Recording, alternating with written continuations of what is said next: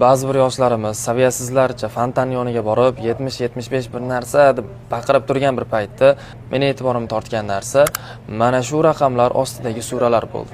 Va 70 va 75 suralarni birinchi oyatlari meni hayratdan lol qoldirdi. Bu tasodif emas bu.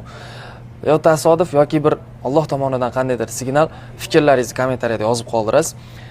Xullas 70-sura, birinchi oyati Salasailun bi'azabin waqi'.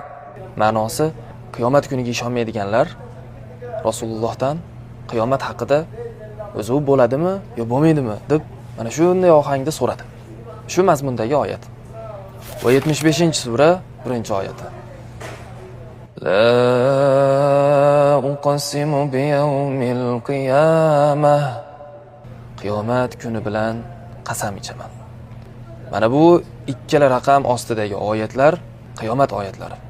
Va buning ma'nosi jamiyatda bunday saviyasiz insonlarni, saviyasiz kontentlarni ko'payishligi Alloh a'lam qiyomat yaqinligidan dalolat bo'lsa kerak.